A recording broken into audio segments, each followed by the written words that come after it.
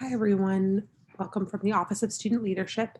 This presentation is our Introduction to Risk Reduction or Making Good Decisions 101. So why are we talking about this? We're talking about this for a few reasons. First, our chapters do risky things.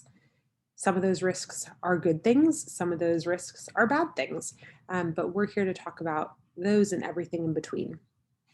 We also believe that it's every member's responsibility to consider safety, and that's why this is participating in this session is not limited to any particular office.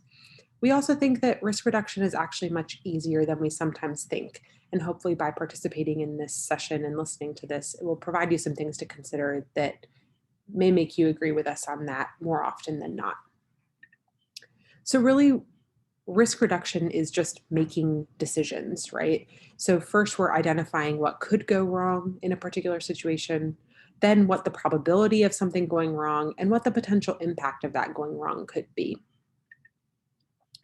So, of course, that it means that we have two scales, right? A probability scale, so something could be highly likely all the way to highly unlikely to occur in a particular situation. And similarly, we have impact. If something does go wrong, would that impact be minor? Would it be severe? Or maybe it would be somewhere in between. So we're going to try it out. I'm going to show a couple different things on the next couple of slides, and I'm going to talk a little bit through the probability of something going wrong, the potential impact of that going wrong, and what are some of the considerations that may help lower that probability and or impact. So our first example, right? Drinking before we drink or pre-gaming. So obviously there are plenty of things that could go wrong in the situation, but let's just talk about if someone drinks too much at a pregame, right? The probability of someone drinking too much at a pregame, I would guess, is probably pretty likely, right? The impact of that, well, the impact of it in the moment at that particular pregame may not be very high, but certainly the impact that may have if that person goes on to drink more at an event or at an establishment, goes on maybe to do other things later in the evening, then that impact may be higher. Things that we can do to lower that probability or impact, right? Do we have other activities that people can do at that event other than drink? Not only is there water or food, but are there other activities that people can engage in other than just drinking that may take some of their attention away from that part of the evening? Some of you may recognize this throwback photo, but residing together in a chapter establishment, whether it be on or off campus, can be a risk, right?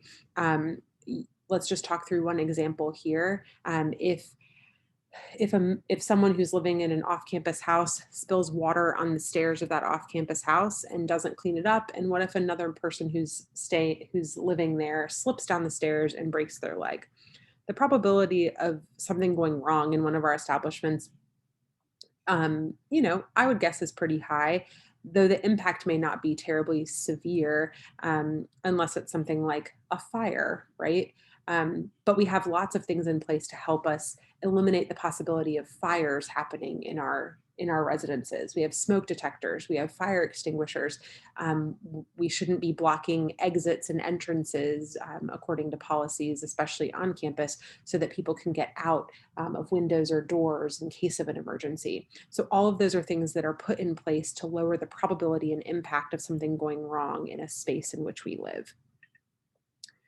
Bringing in new members. Obviously, this is a risk that we hope our organizations do take, but the probability and impact of things going wrong related to new member education or intake or recruitment, can be high, but there are plenty of things in place to help consider ways to make that probability and impact lower.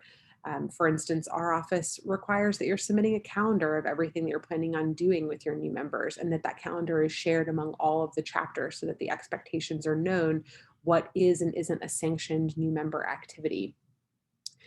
Certainly, other policies and procedures are put in place to help lower the probability of things going wrong. Some of your organizations may have policies and procedures in place to help with some of that too. Are there advisors that need to be present at particular activities, or grad chapter members, in order to make sure it's not just any one set of eyes over the activity that's happening?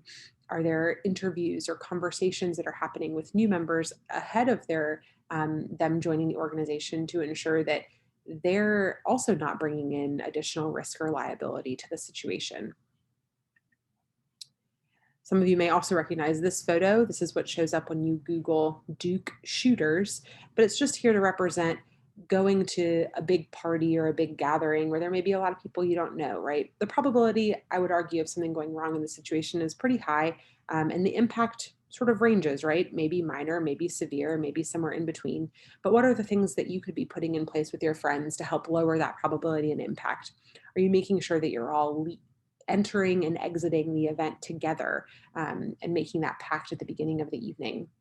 If there's no cell service, are you trying to make sure that you're touching base at different points throughout the evening to just lay eyes on one another to make sure that everyone's doing okay, even if you're not sticking together throughout the entire evening at the event?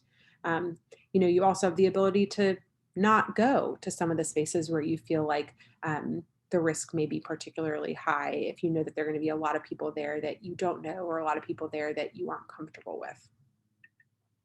And finally, another risk that we of course hope our members take on is things like participating in community service. I think we can all think of a member of our organization who we would not want to hold a hammer at a Habitat for Humanity build, and the probability and impact of that member holding a hammer may be pretty high.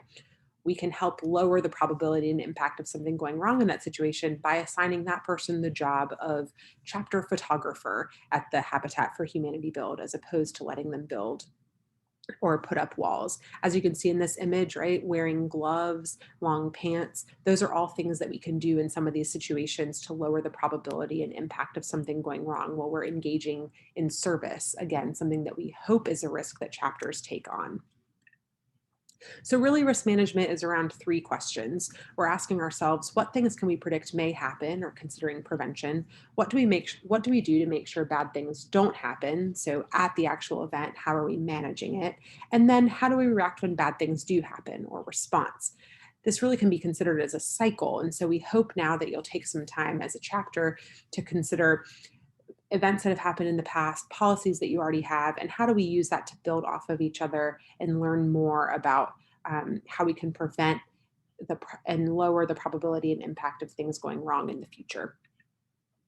Thank you for joining us today. And if you have any questions or want to talk more about risk reduction and how to implement strong policies within your organization, feel free to reach out to us via email. Thank you.